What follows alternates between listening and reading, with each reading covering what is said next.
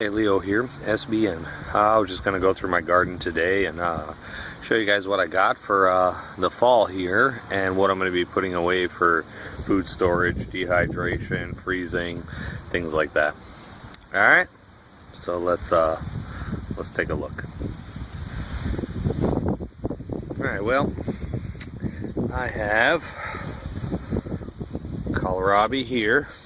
So the leaves are edible on kohlrabi, so is the root. The leaves, you can freeze them, blanch them first, but you want to boil them. It's kind of like collards. The main root itself here, you can chop that up and eat it raw. It's kind of like a radish, turnip, and cabbage. Very mild taste. It's not bad at all. This is my kale. What I do all year while it's growing, once it matures enough, is I just snip right around the whole time and just take about 2 at a time all the way around the plant, and then the new ones come in and it keeps coming. Got one there, back there, and also here. This is the first year that I did Brussels sprouts. Those ones are it's a fun thing, and things that you learn about Brussels sprouts.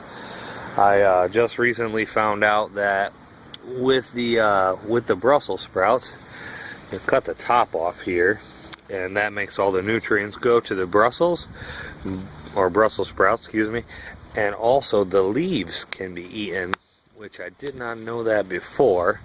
They can be eaten raw or just like collards.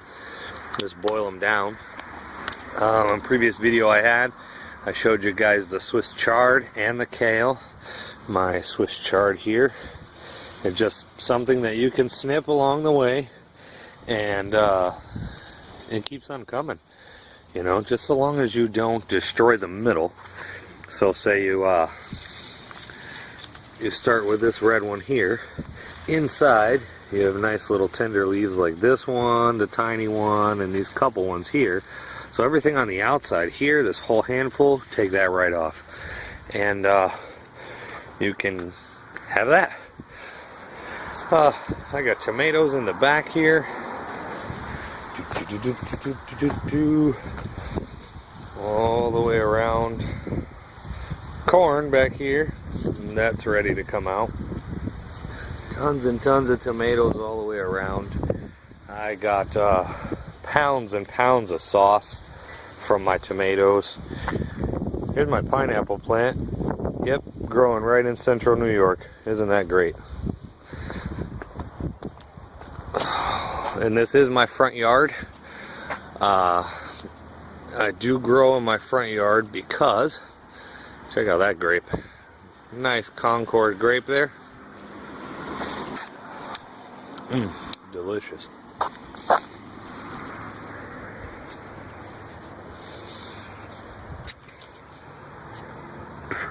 I'm growing my front yard because my neighbor has a black walnut tree, and the juglone is toxic to most of the crops that I grow. So I have to grow in my front yard, so I'm restricted that way. These ones here are beets, and if you don't know beets, once the beet itself is ready, you can take that, can that. I do the cold can method, which is just you boil down your either vinegar, apple cider vinegar, add some carrots and garlic in there from the same garden. Also boil that down, add the sugar, then you put it in a canning jar or reuse, like say a spaghetti sauce jar or something that you had already, and then it goes in the refrigerator, and it's good for a few months that way. So also the greens, the beet greens, are very good. You boil those down, they taste just like spinach. Got some radishes. This is my cabbage. Got red cabbage. More beets. Red cabbage, and more beets. Then I have mixed peppers in here. You can see jalapenos. Looks predominantly like jalapenos. Oh, looks like I got some, if you can see that, got some cayenne growing in there, and okra. And up top here, we got some red Russian kale, which is good. It's kind of got like a turnip green taste. And lo and behold, turnip greens. Next to my turnip greens, you can see this is my second time around with carrots. We got some cherry peppers here, and bell peppers.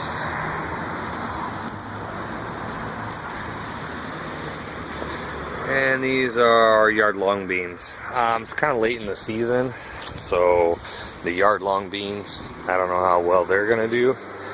But today I was outside and I figured, why not give a little tour? And this is just what I grow in my front yard. Like I said, the black walnut is it's got a toxic chemical called juglone that prevents me from growing most of these plants in my garden. So I have to do it out front, and I'm far enough away from the road that I don't have to worry about any oil, gas, or anything like that. Plus, I compost in my backyard and bring everything out the following year. So I change the soil out every single year, and it works out pretty good for me. Don't have any problems. But today I'm out here to get some kale and Swiss chard, some beets and beet greens. Kohlrabi's got to come up, and corn and tomatoes. So that's it. I just wanted to give you guys a quick tour and show you what I had. And actually, let me back it up some. So this is where I'm at. Grapes.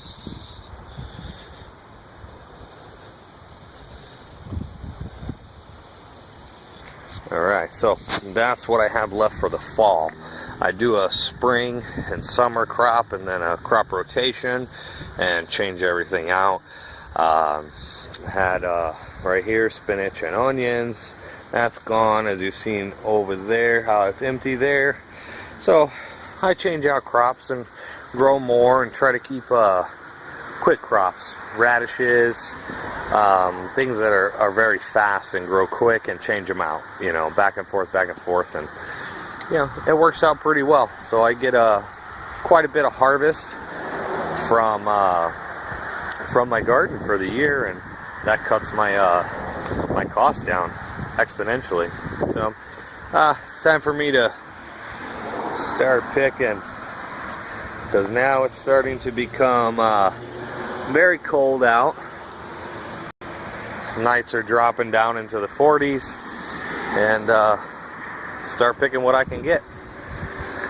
Thanks for joining me.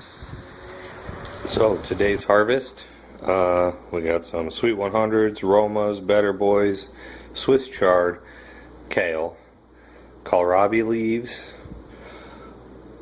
serrano peppers, jalapeno pepper, and okra, some Concord grapes for a light snack, and my corn. I picked them small because that's the way I like them. I don't like them when they get bigger. So that's it, and that's today. And I do this about once a week. Usually the okra, I have a bag in the refrigerator. Last week I had about 7 or 8 of these. Peppers, there's quite a few more out there, but I just picked those ones. I'm going to wind up taking some of the kale and Swiss chard and throwing that in the steamer. Probably slice up a serrano pepper, and that's it, just to make something quick here to snack on. But that's what I got today out of the garden, and that's it. Thanks.